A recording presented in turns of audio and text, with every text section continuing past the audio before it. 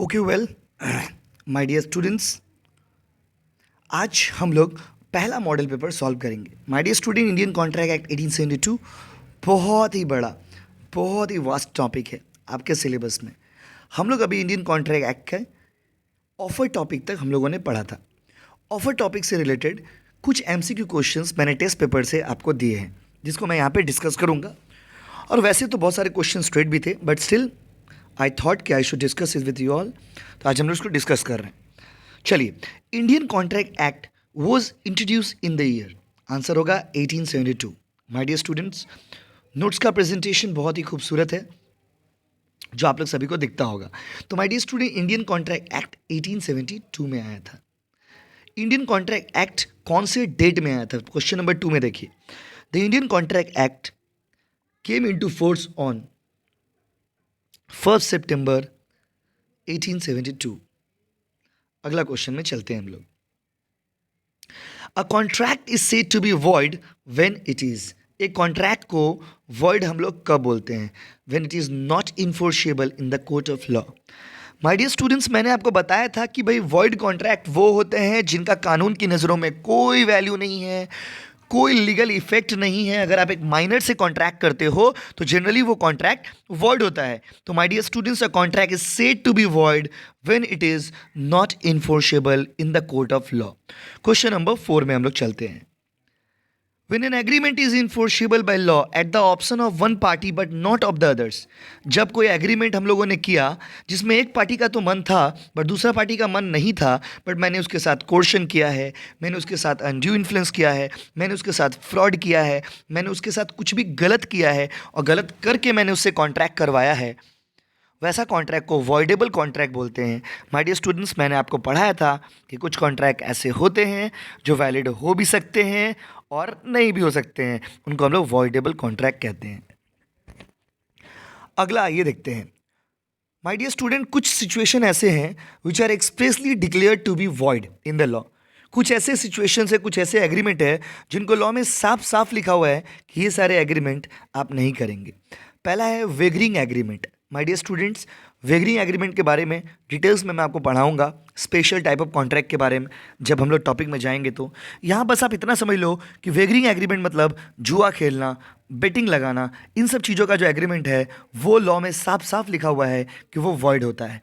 दूसरा एग्जाम्पल है restraint of marriage. My dear students, किसी भी आदमी को शादी करने के लिए आप मना नहीं कर सकते। You can not prohibit, you can not stop someone to get married. So if you stop someone to get married, वो भी लॉ में गलत माना गया है। मतलब अगर आप किसी से शादी कर रहे हो और मैं आपको शादी करने से मना करता हूँ, तो माय डियर स्टूडेंट्स, शादी करने से मना करना या फिर उससे रिलेटेड कोई एग्रीमेंट करना जिसमें किसी को शादी करने से रोका जाता हो, वो वॉइड एग्रीमेंट होता है। और अगला एग्जाम्पल है रिस्ट्रेंट ऑफ ट्रेड एग्रीमेंट। और अगर आप किसी को कोई ट्रेड करने से, कोई व्यापार करने से, कोई बिजनेस करने से मना करते हो तो वो भी वॉइड एग्रीमेंट होता है। तो माय डियर स्टूडेंट, वेगरिंग एग्रीमेंट अगर आप करते हो तो वॉइड होता है, restraint of marriage agreement void होता है, restraint of trade agreement void होता है। अगला है essential element of valid contract is. Like एक अच्छा कॉन्ट्रैक्ट का क्या क्या इसेंशियल एलिमेंट होता है? पहला है एग्रीमेंट, दूसरा है ऑब्लिगेशन, तीसरा है both a and b. Answer will be both a and b. एक अच्छे एग्रीमेंट में, एक अच्छे कॉन्ट्रैक्ट में एग्रीमेंट भी होना चाहिए और ऑब्लिगेशंस भी होना चाहिए। अगला है on the basis of mode of creation of contract. Creation के बेसिस पे कॉन्ट्रैक्ट एक्सप्रेस होता है, कॉन्ट्रैक्ट इम्प्लाइड होता है, कॉन्ट्रैक्ट दोनों टाइप का होता है। उसके बाद आइए, contract can be written, verbal, both. My dear students, contract written भी हो सकता है, कॉन्ट्रैक्ट वर्बल भी हो सकता है, कॉन्ट्रैक्ट दोनों हो सकता है। इन एग्रीमेंट में भी लीगल, सोशल, बोथ या कुछ भी नहीं। एग्रीमेंट तो सोशल भी हो सकता है, एग्रीमेंट लीगल भी हो सकता है, लेकिन लीगल एग्रीमेंट ही कॉन्ट्रैक्ट बनता है। तो my dear students, agreement can be social, can be legal, but only the legal agreements are contract in the eyes of law. Law की नज़रों में सिर्फ और सिर्फ लीगल एग्रीमेंट को ही कॉन्ट्रैक्ट माना गया है। तो माय डियर स्टूडेंट्स, आगे बढ़ते हैं। ये एक पॉइंट था हम लोग का। अभी अगला पॉइंट क्या है? इन अनसर्टेन एग्रीमेंट। बोले एक अनसर्टेन एग्रीमेंट मतलब जैसे मैंने आपको कहा कि अगर बारिश होगा तो मैं आपको 500 रुपया दूंगा, ये वॉइड एग्रीमेंट हो गया। अनसर्टेन एग्रीमेंट वॉइड होता है। Definition of contract is given in section 2 subsection H। Question number 12, the word agreement has been defined in section 2 subsection E। उसके बाद Indian contract act 1872 is passed by Indian parliament. Simple है बाबू। Law of contract extends to, my dear student, मैंने आपको पढ़ाने time में ही बोला था, लॉ ऑफ कॉन्ट्रैक्ट पहले पूरा इंडिया में एप्लीकेबल था एक्सेप्ट जम्मू एंड कश्मीर को छोड़ करके। But my dear student, now law of contract is applicable to the whole India including Jammu and Kashmir. तो माय डियर स्टूडेंट आंसर होगा होल इंडिया। उसके बाद अगला टॉपिक देखिए, juristic concept of contract consist of. Contract का जो लॉ का concept है वो क्या कहता है? वो कहता है कि ऑफर एंड एक्सेप्टेंस होना चाहिए किसी भी कॉन्ट्रैक्ट को करने के लिए। उसके बाद A invites B for a dinner. इन्हें कहा बी को कि बेटा डिनर पे आना। B did not come on the appointed date. B नहीं आया। A can not sue B. A B के ऊपर केस नहीं कर सकता। क्यों? क्योंकि मैंने आपको पढ़ाया था ऐसे एग्रीमेंट सोशल एग्रीमेंट होते हैं और इस तरह के एग्रीमेंट में intention was not to create legal relationship. A promise is accepted proposal. मैंने आपको प्रपोज किया, आपने एक्सेप्ट कर लिया, मतलब आपने मेरे से प्रॉमिस कर दिया। माय डियर स्टूडेंट, प्रपोजल अगर एक्सेप्ट हो जाता है तो वो प्रॉमिस बन जाता है। क्वेश्चन नंबर 18 में आइए, all contracts are agreement but all agreements are not contract. ये लाइन सही है। An agreement enforceable by law is contract.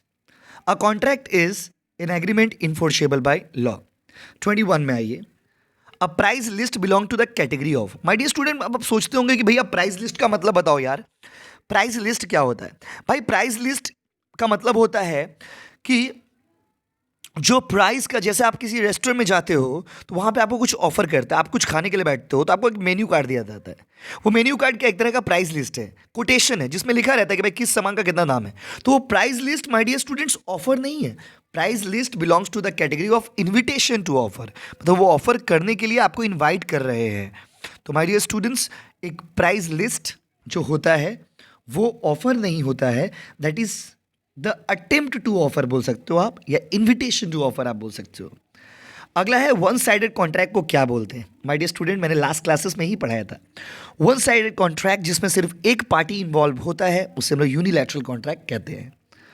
अगला है contract is known by the conduct of the party is called. एक ऐसा contract जो आपके हरकतों से होता हो, जो आपके कंडक्ट से होता है, जो आपके एक्टिविटीज से होता है, उसको क्या बोलते हैं? Implied contract. मैंने एग्जाम्पल दिया था पब्लिक बस वाला। वो कौन से आदमी थे जिन्होंने कहा था every agreement and promise enforceable by law is a contract? Frederick Pollock का ये स्टेटमेंट है माय डियर स्टूडेंट्स। अगला है question number 25, in agreement consist of a reciprocal promises. एक ऐसा एग्रीमेंट जिसमें दोनों पार्टी ने प्रोमिसेस किए हो। तो बोला एक रेसिप्रोकल प्रोमिसेस करने के लिए कम से कम कितना पार्टी चाहिए? दो पार्टीज। अभी offer and acceptance can make, offer and acceptance करने के बाद क्या बन जाता है भाई? एग्रीमेंट बन जाता है। वॉइड एग्रीमेंट क्या होता है? My dear student, void agreement को के लिए एक बहुत ही खूबसूरत सा स्टेटमेंट यूज करते हैं हम लोग, void ab initio. My dear student, void agreement जिस दिन आप करते हो ना उस दिन से ही वो वॉइड होता है। मतलब void agreement is void from very beginning, because if you enter into a contract with a minor person that itself is the void and the moment you enter into the contract that will become the void। जैसे ही आपने उनसे contract किया है ना उस दिन से ही वो void है। तो my dear student, void agreement void होता है फ्रॉम वेरी बिगिनिंग, बहुत स्टार्टिंग से ही। अभी देखो लास्ट क्वेश्चन पढ़ रहे हैं यहाँ तक के टॉपिक से रिलेटेड। ऑफर नहीं, इसको करेक्शन कर लेना आप, ठीक है। Offeror is also a promisor except ही बोथ। My dear student, answer will be both. तो माय डियर स्टूडेंट्स, ये टॉपिक में कॉन्ट्रैक्ट एक्ट के कुछ क्वेश्चंस को हम लोगों ने डिस्कस किया। ये पार्ट 1 था हम लोग का लॉ के डिस्कशन का। अभी पार्ट 2 मैं नेक्स्ट वीडियो में दूंगा। आप प्लीज़ इसको शेयर भी करिए एंड बताइए आप लोगों को, अगर चैनल को आपने सब्सक्राइब नहीं किया तो उसको सब्सक्राइब भी कर दीजिए। Thank you so much my dear students.